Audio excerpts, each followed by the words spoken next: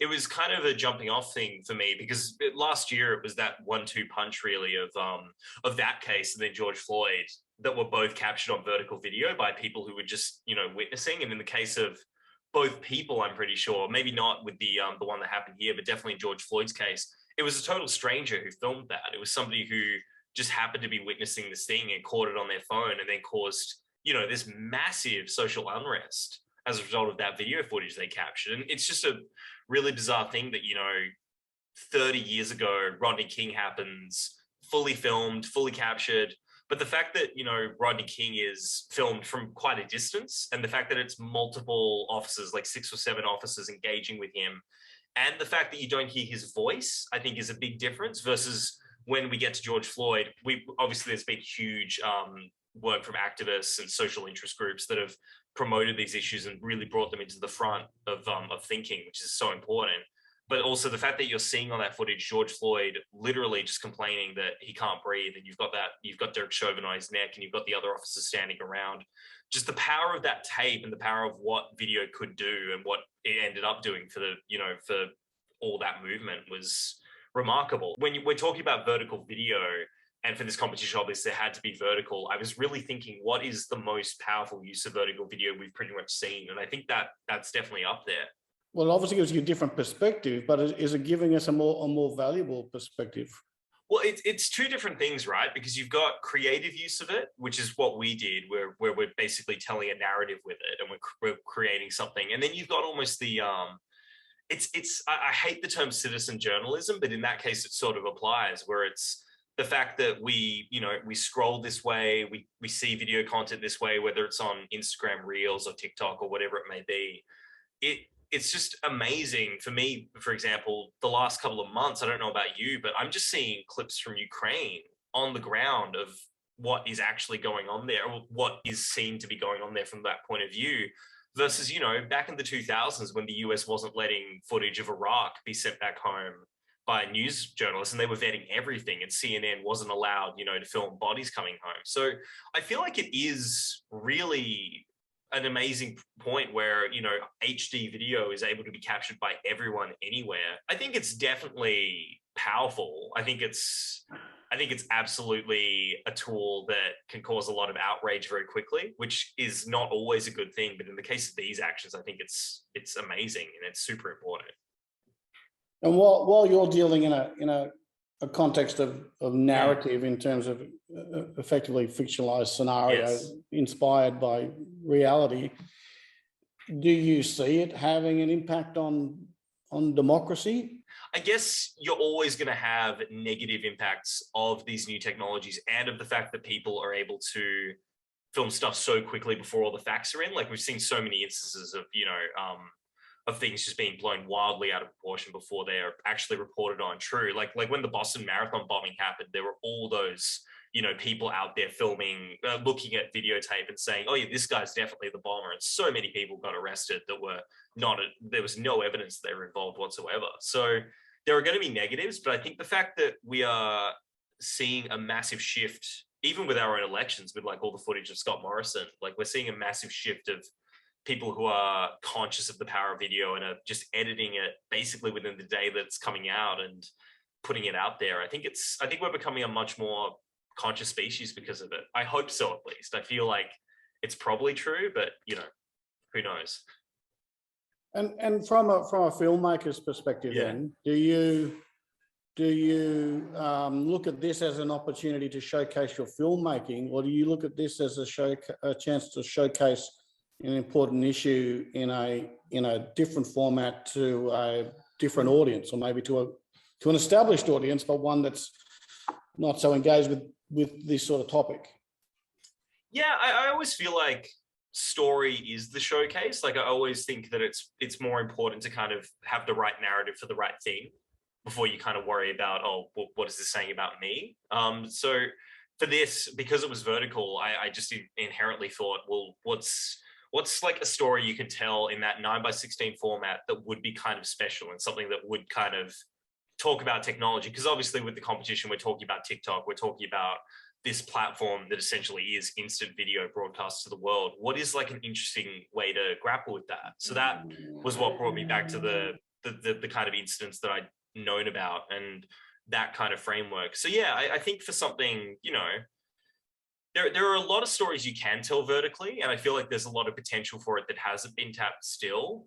But then, you know, I loved the idea, like early on, I was toying with the idea of, you know, like a mother and a daughter kind of just on FaceTime, and it would just cut between the two of them in a close up, because, you know, even right now, the way that we're talking to each other, we're in kind of a medium shot, and, you know, you can sit closer, it's a close up. Like the way that we, you know, are engaging with each other on camera all day long, we're sort of our own leading characters constantly. And I think because of COVID, everyone has sort of had to learn how to manage their screen presence in a way and manage their background and art direct themselves. So I feel like the storytelling potentials of that and the way that audiences engage with it is pretty much like endless now. And I think it's just going to get more and more interesting as, you know, cameras for home use get better, and as people get a bit more creative with the way they want their working from home setup to be. I mean, I've seen people do some really creative stuff like over the last 2 years. I think it's interesting because you talk about TikTok and these platforms as being, you know, vehicles for the live stuff, but they are still, you know, incredibly curated and the filmic work that goes into a TikTok, that must be something that you were grappling with too, trying to think, how do we actually stay true to the essence of what I suppose what TikTok's about? Oh, I feel like we totally failed in that regard in some ways, because, you know, I did the terrible thing yesterday of, you know, looking at some of the other films on the hashtag, and people have done some great stuff, but a lot of them are just doing it on their phones. And I think that's kind of one of the real spirits of this thing, was what can you do with the camera you have? Whereas we used, you know, a bit of a more professional setup that I just had access to, because I really wanted that difference. I'm like a massive fan of older school Hollywood movies where you had 35 millimeter footage of the actual film itself, but then whenever you were looking at a character looking at a monitor, it would be on, you know, really low quality video.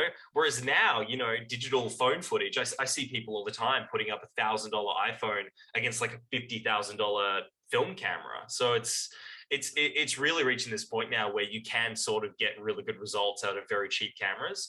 But for this, I really did want that difference. I wanted the emotional feeling of the way the camera moves and the way that you feel the difference between what the filming on the phone is versus what the actual camera you're watching the film is, I felt was quite different. And the other thing was, I knew that we'd want a lot of longer lenses, and that's still somewhat hard to do on like these very small sensor phones. It's a lot harder to get those kinds of angles that we wanted to get. So again, it was about prioritizing the story over the format, I guess. How would you then, you know, go about that construction? Because you've shot it in, I presume, landscape and in we did, yeah, you know, 16:9 or whatever else, and then you've had to edit it. So whilst you were shooting it, you were conscious of the final limitation of the screen. Yeah, we were super conscious of it. You're going to love this. I mean, so these actually are the storyboards I did for the whole film, and I did them in, you know, in 9:16 for the whole film, and it's every single frame we shot. But then also, the camera I was using had a monitor on it, so I could check framing, and I had a viewfinder which had no guide whatsoever. So what I ended up doing was I actually took pieces of tape and just made literally a sliver kind of indication guide, so that when I was shooting, I could like try and keep in my head. And also we were trying to stay a lot wider always, because we knew that we could digitally reframe it. So yeah, I had to be always conscious that it wasn't going to be this, it was going to be this. And that opened up a lot of amazing opportunities with blocking, because there are shots in the film where, you know, there's a shot of Keone with the 3 officers surrounding him. And I just had to kind of say to them, guys, you've got to get way closer. And they're like, this is not natural at all. I'm like, no, but I'm looking through the viewfinder and it doesn't look right unless John, the actor behind Keone, is literally right on his neck, right behind him. And Miles is like shoulder to shoulder with Nick. And it would only work if you had this very, very condensed blocking. And I think that actually was a real thing to embrace, because it suddenly gives you all this tension of what's outside the frame. The thing that I thought about early on, and I've seen a lot of people make vertical filmmaking, and I think one of the things that I think people forget about, one of the things I think that people forget about is that filmmaking has only really been 16:9 or widescreen for only about 70 years, 60, 70 years. Like before that, you know, you watch you watch Philadelphia Story, you watch Best Years of Our Lives, you watch any of those great films from pre kind of 1959, they're all 1x1 or 4:3. Like they're all square. Like I was watching the great Ida Lupino's film The Hitchhiker the other day, which is all square, and it's the most incredible staging. And John Ford, the great John Ford, the director of westerns of many amazing films, John he Wayne. actually. Yeah, he discovered John Wayne.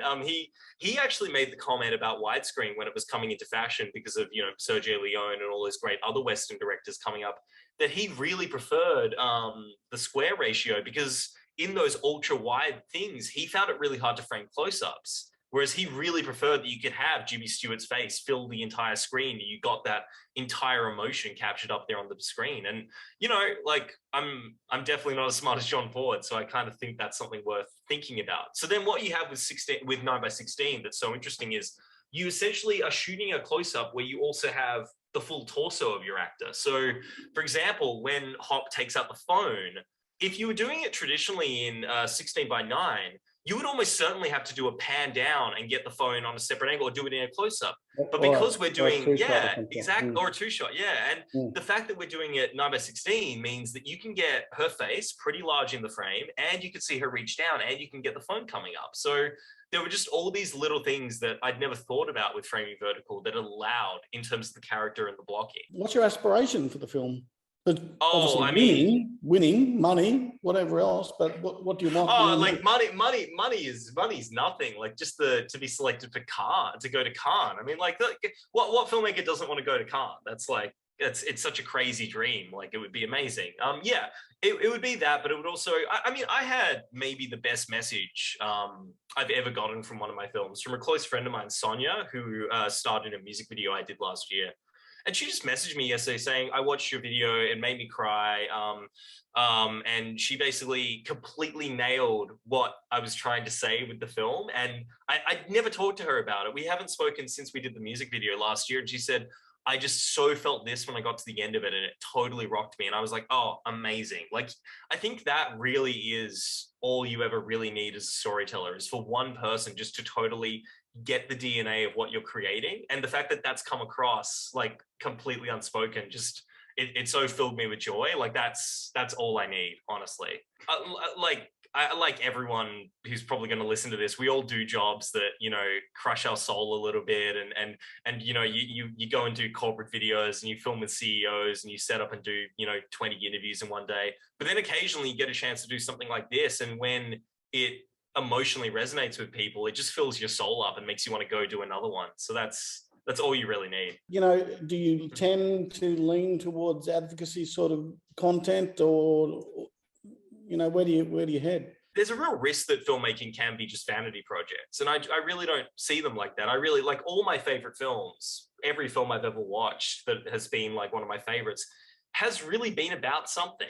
It's been about characters and it's been about a really entertaining story, but it's also about, this is the world we live in and these are realities we're having to deal with. Like going back to, the classics, like Best Years of Our Lives, like those are films made very strongly about, World War II has really, World War II's ended. Our veterans have no support. They need support. Like, and that's a really entertaining movie. Like, you get those great filmmakers that I definitely idolize, who are able to mix in the food and the medicine, and that's something I really believe in strongly. I think there's a way to make advocacy entertaining in a way that people will engage with, but at the same time it functions as entertainment, and I think they both need to happen simultaneously.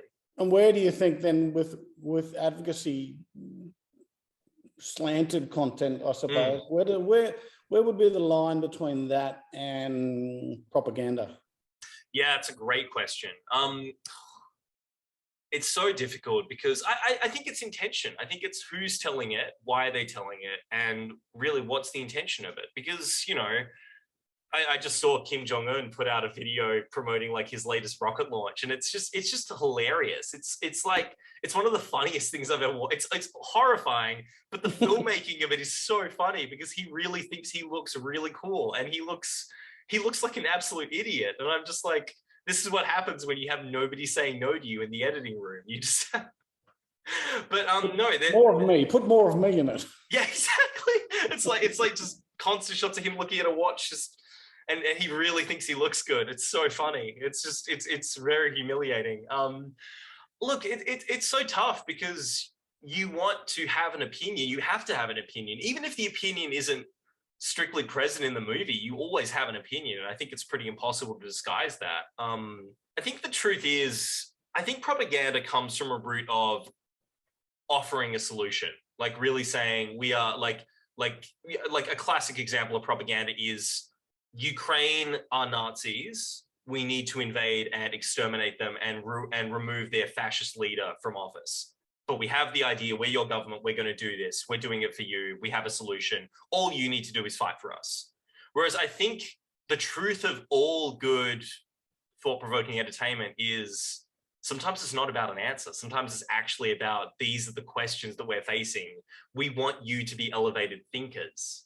I think that's a massive difference. And I think all the content I love really does make you think, oh wow. Like I saw a beautiful movie yesterday, After Yang, from this great director Kogonda, and it goes into things like, you know, interracial marriages and adopting children who aren't of your culture, like they have an adopted Chinese daughter, and it goes into things about cloning and all these kind of really wonderful ethical questions. But it's this really sweet and beautiful kind of family story. So I definitely didn't leave it thinking, oh, these people are saying adoption is the way to go, and you know, and biomedical engineering is going to save our fertility in the future. It's like, oh wow, that father and daughter, that's such a complex relationship. That really makes me think about, you know, when I'm hopefully eventually a father, like it makes me think about what that's going to be like. So I think that's a big difference. Is propaganda is we have the narrow intended focus for what you need to do, versus saying this is a very complicated world we live in.